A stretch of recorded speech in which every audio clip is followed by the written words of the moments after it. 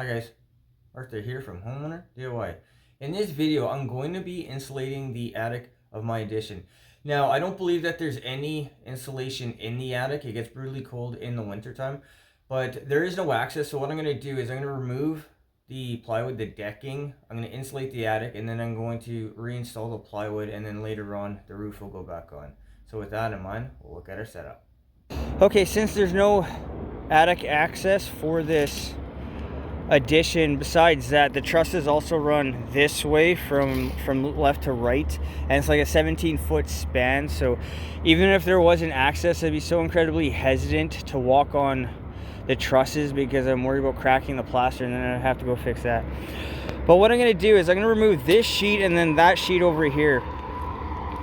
So this line here is in line with the exterior wall. So if we call this right here, between these two lines is the exterior wall. So from here is probably 18 inches. So there shouldn't be any problem by going through here, having the access through here to get the bottom here, and then it'll be enough to get the top as well. Okay, this is our setup. I'm only going to show you the one side, but it'll be a rinse and repeat for the other side as well. So with that in mind, what we'll do now is material and tools. All right, this is the materials list for this job. So I have a couple bags of attic insulation. So this is an R40. It says on the other side R40. Here are your dimensions, so you know what your coverage is, thickness, and any other information you might need. Staples, and then I have Owens Corning rafter mates. Guys, this is the materials list for this job. So what we'll do now is we'll take a quick look at our insulation and the rafter mates. All right, so this is the side of the bag of insulation. So you have different areas. You have a chart here for different R values. So the top one, it says new construction. R40 is good, R52 is better, and then R60 is best. I will be in the R52 range because of the existing insulation. But here's a chart for different R values, different areas. Of course, this is going to be also dependent on your location. If you're in like central northern United States and it snows every year, this is going to be different from somewhere like Texas. You also have tools that you will need, and then just basic information on install. This is a relatively simple job to do, but we will go over the nuances on site. So this is the installation. What we'll do now is look at our baffles, the rafter mates. All right, this is our rafter mates. So it's perforated in the middle. Now, the width of this is 22.5 inches. It's designed for 24 on center trusses. Now, because it's perforated in the middle, you can just snap it in half.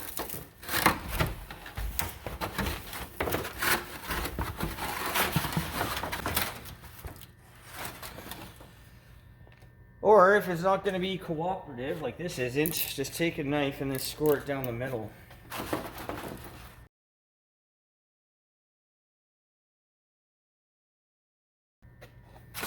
Alright, so we have our rafter mate here.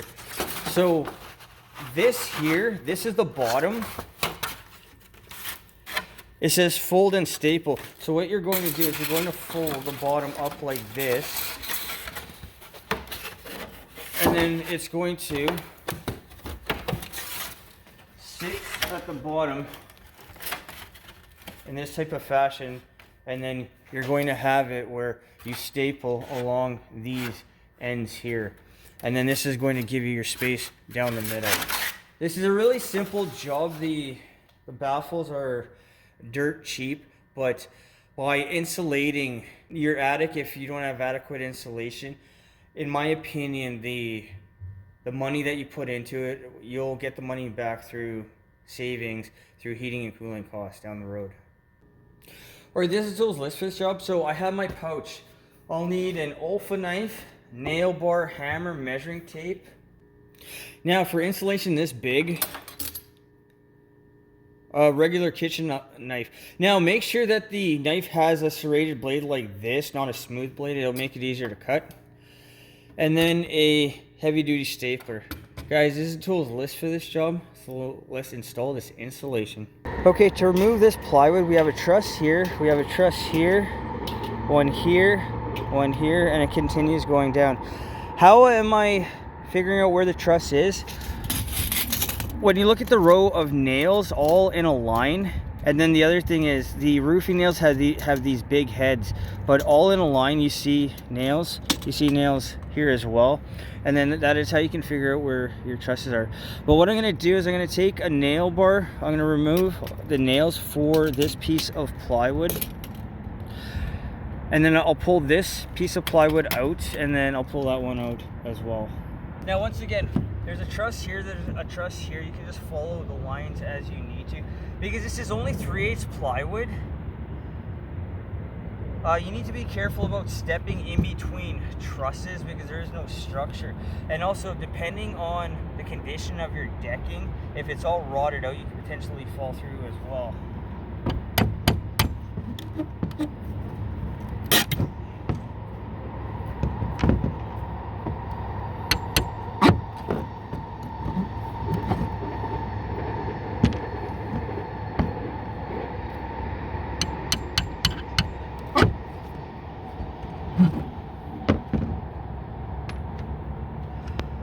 Alright, so I'm going to go ahead and then remove all the nails for these two sheets, and then we'll come back. You don't have to watch me do this.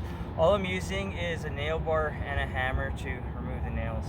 So the plywood has been removed. So these trusses here are all 16 on center.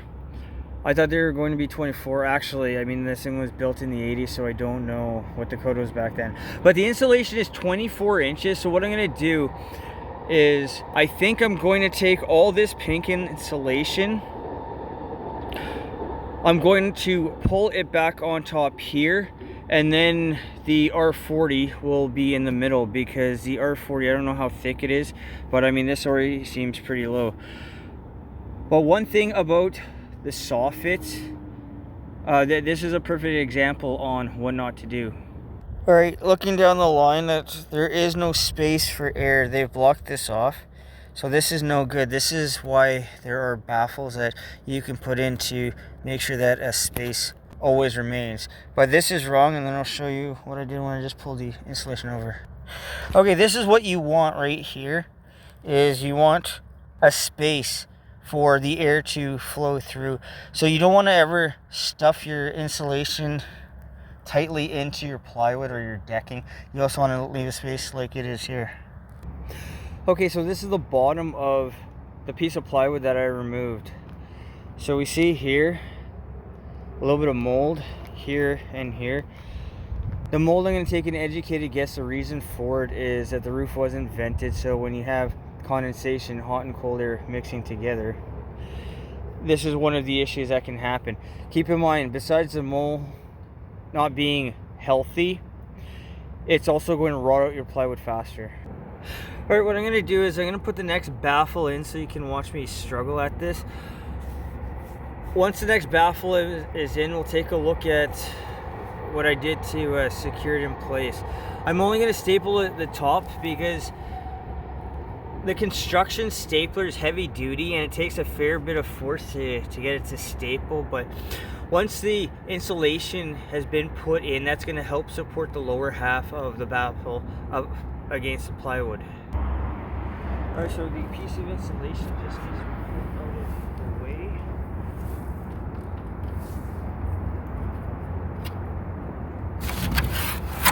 And now with the baffle folded over, and then it's going to go in like this.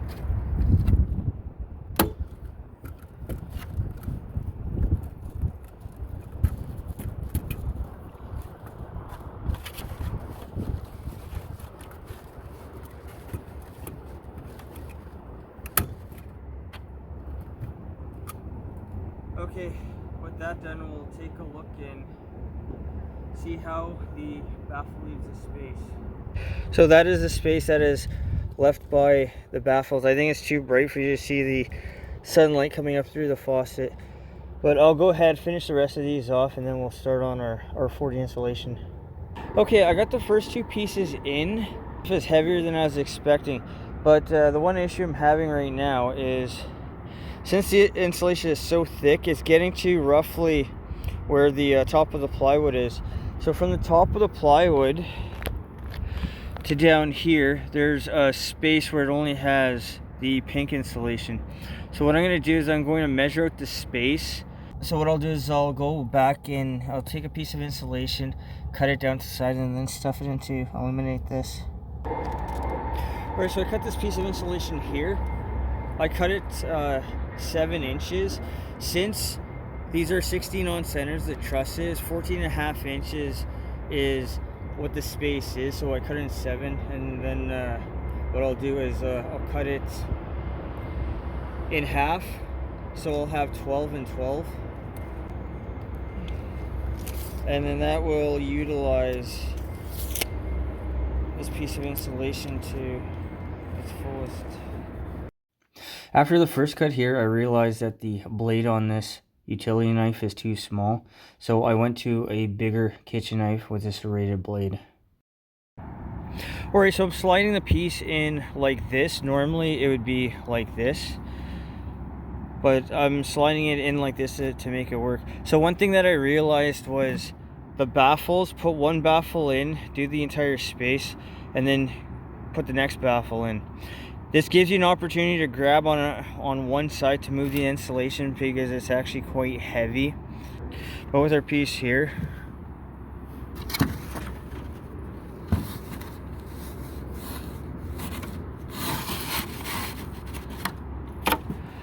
so slide it in like that, and then the top piece here, just grab both ends and then slide it down so they're nice and tight. Okay, I realized I had to take this piece of plywood off because this insulation is so big and heavy. It's actually quite hard to maneuver, but I've got all my pieces down here. I got my baffles in. So what I'm going to do is I'm going to get my next 6 pieces in. We'll butt it up to here, and then we'll see where it ends up. I think right now, if everything is the same on the other side, there's going to be a space in the middle, a gap of the insulation that I'll have to address. Alright, I want to pull out these 2 pieces of plywood, and I'll throw in one more piece of insulation, and then I have to close this back up. But I've gotten up down the middle of the addition here, so I'm perfectly fine with that. To nail down the plywood, all I will say is, like this stuff here, don't use the same holes, make new ones because everything here is old. Otherwise, that is it for this job. You don't have to watch me put the plywood back down. So what we'll do now is an overview of this job. Alright guys, so that concludes this job. So this job went really well. I wasn't expecting to have any real issues. I removed the plywood, I put the insulation down. Now, something I wasn't expecting was the weight and bulkiness of the R40. It was actually tougher to move around. I was also not expecting 16-inch on center trusses, but that was fine too because everything worked out. Now, a couple things here. Make sure that you're not packing in your R40 too tight to your rafter mates, your baffles, because if you crush the baffle, you're not going to have your space for air to flow. Another thing is, I was short a tiny bit of insulation, so I bought a bag of R12 to fill in the remainder. I threw in the R12 on top of the R40 just because I'm not going to throw it out. But make sure above your baffle that you're still leaving your space of air because you're defeating a portion of what you're trying to achieve here. Well, besides insulating the attic, you also want to have your airflow so you're not going to have ventilation issues down the road. The time on this job. The time was about 10 hours. Everything was straightforward. The plywood wasn't nailed as much as I guess today's code is, because I believe it's now every 2 inches, so every 6 inches is what they did before. But otherwise, everything went really well. So I'm happy with the way this job went. The cost of this job. The insulation and the baffles The cost was about $550. I'm expecting that I will get my money back through heating it and cooling costs down the road. So we'll see how this goes. But I think this is a good investment to make. I did the same thing on the main house 15 years ago with blown insulation. It cost me $400. And in 15 years, how much money have I saved on heating and cooling costs? Guys, I hope you enjoyed the video. I hope you learned something. I hope something here is going to help you on your project when you need to go ahead and do that. Guys, please hit the like button, subscribe, and I'll see you on the next project.